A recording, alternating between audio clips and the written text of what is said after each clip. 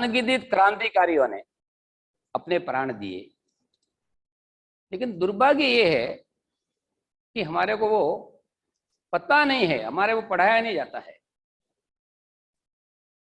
बूबू रामू, एक एस राम स्वामी एक व्यक्ति हुए।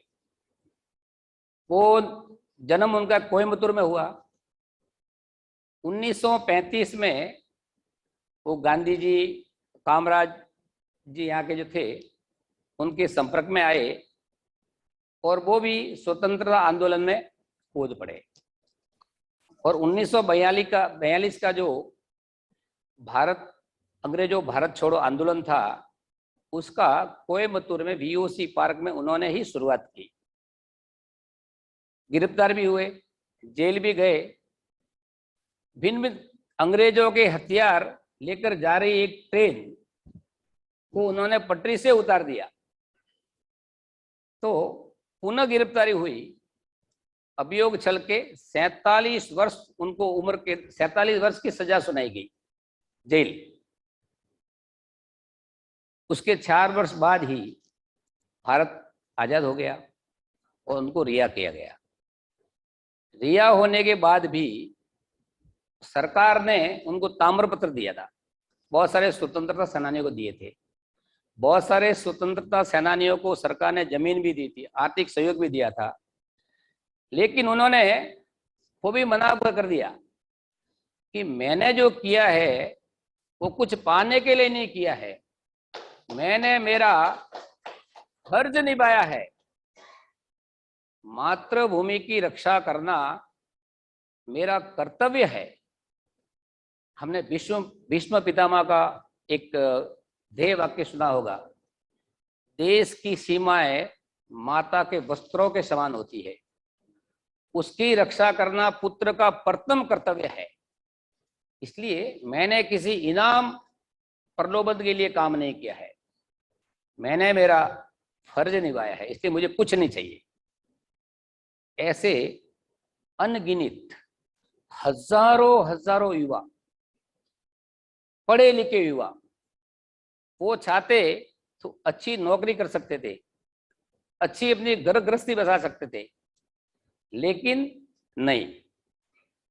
जतीन बगा उनका ध्येय वाक्य था, मरकर भी देश जगाना है, ऐसा वो सबको बोलते थे। मरकर भी देश जगाना है मतलब प्राण दे के भी हमारे देशवासियों को जगाना है। वो स्वामी विवेकानंद जी को आदर्श मानते थे। राष्ट्रभक्ति ही धर्म है, कोई पूजा पाठ धर्म नहीं।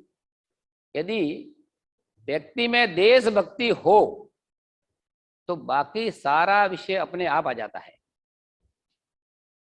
देशभक्ति कैसी हो तो आप लोगों ने ये थार रेगिस्तान नाम सुना होगा, इसको तमिल में क्या बोलते, पालेवानम। हाँ, रेगिस्तान जहां मिट्टी ही मिट्टी है, राजस्थान पाकिस्तान की बॉर्डर पे पूरी रेत ही रेत है।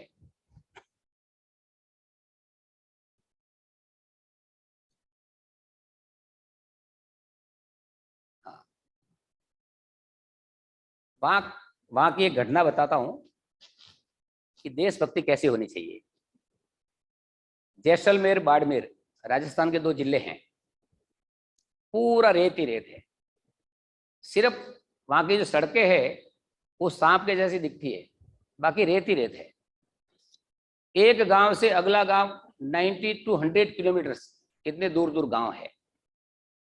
तो वहां पे सड़क के किनारे एक छोटी सी झोपड़ी, एक छपरा डाला हुआ, उसमें एक बुजुर्ग अम्मा और उनकी एक छोटी सी पोती वो चाय की थड़ी चलाते थे, चाय बनाते थे। तो वहां से आने जाने वाले लोग कभी इच्छा है तो पैसा देकर चाय पीते थे।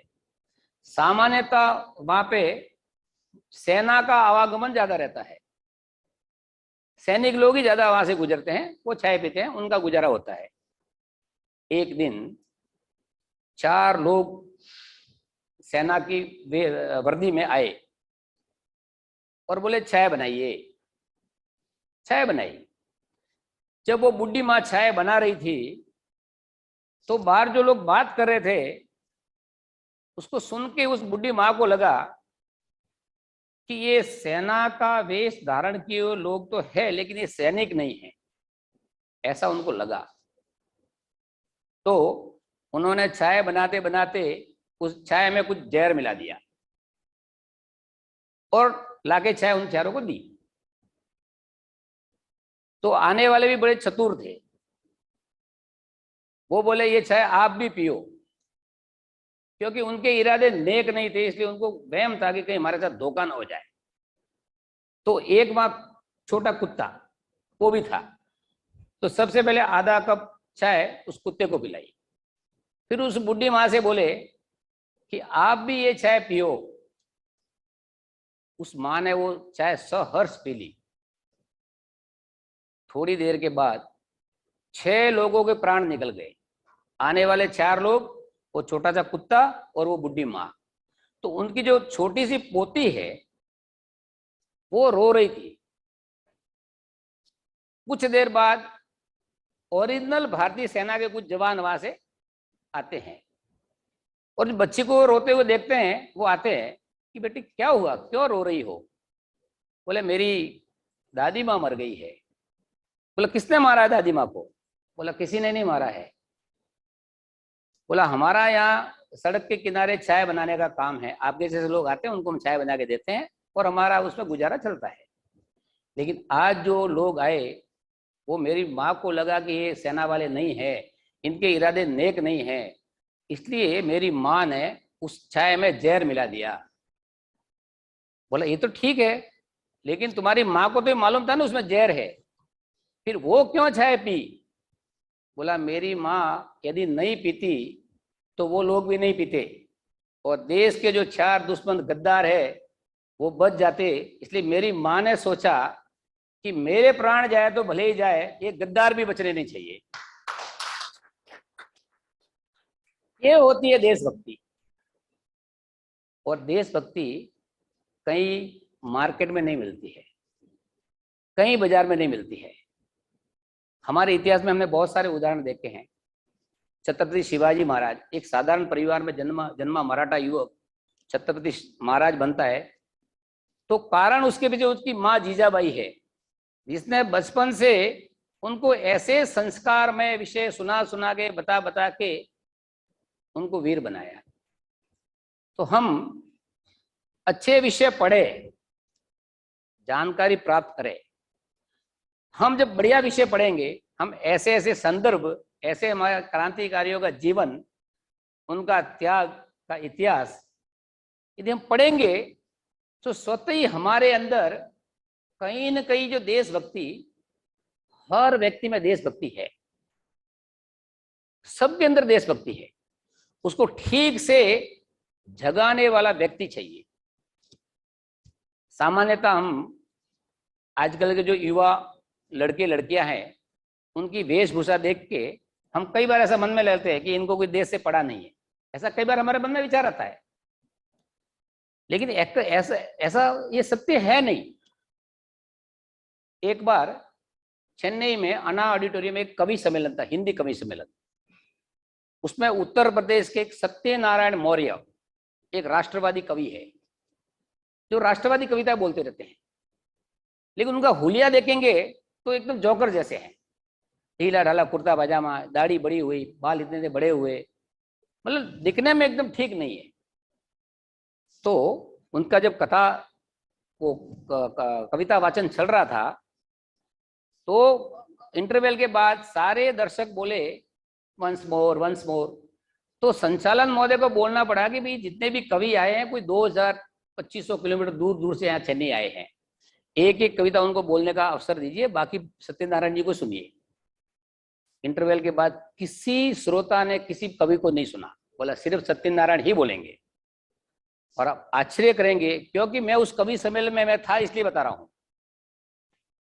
कार्यक्रम समाप्ति के बाद जब सारे लोग बाहर आए तो सत्यनारायण जी को जो घेर के झुंड खड़ा था वो युवा लड़कियों का था, जिनके बारे में सामान्यतः लोग बोलते हैं कि ये तो इनके देश से क्या लेना देना है।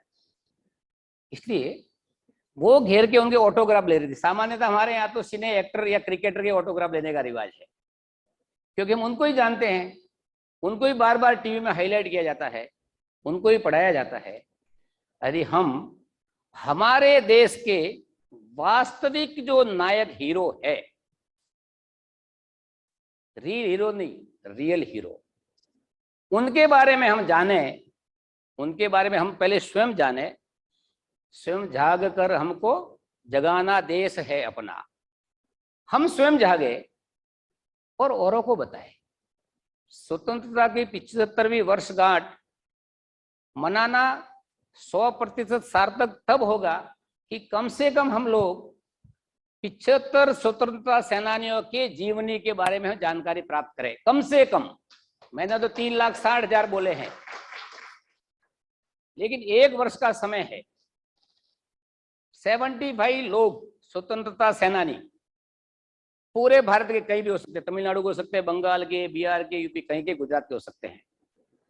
उनकी जीवनी पढ़ के हमारे परिवार में आने वाली पीढ़ी, जिसके हाथों में भारत जाने वाला है, उसको हम यदि दे पाते हैं, तभी हमारा ये 75वां स्वतंत्रता दिवस मनाना सही मायने में सार्थक होगा।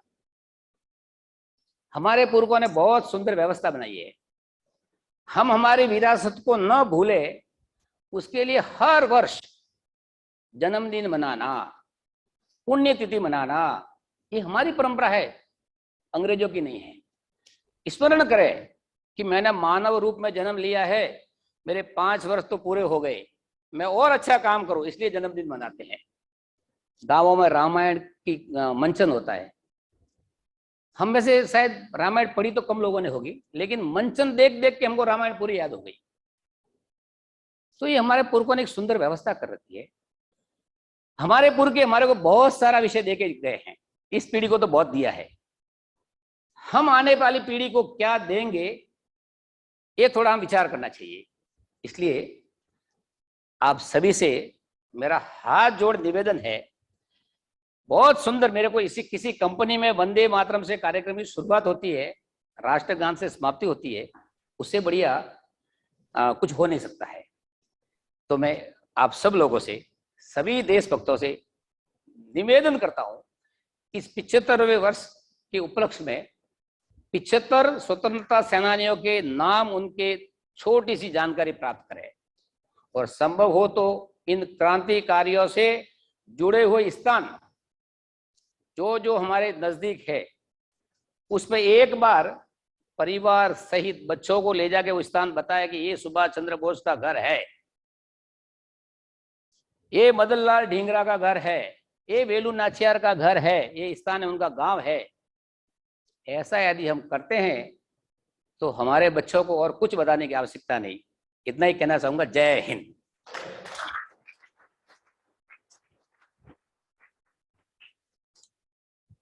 Thank you very much. See, many times when we are actually enjoying the freedom, we don't understand the value of the freedom. When I say we, it's not. I'm 100% sure that people in KGKB understand the real value of freedom. But when we look at things happening around and how do we really understand the value of freedom? We will understand the value of freedom when we understand the sacrifices of so many people, so many unknown faces who have given us this. We cannot go back and pay homage to everybody, but at least we'll take a pledge that 75, at least we'll do this. It is not about you, it is about you doing it with your family, friends, giving it forward. Let us do that. Today's takeaway will be, we will do 75 this year.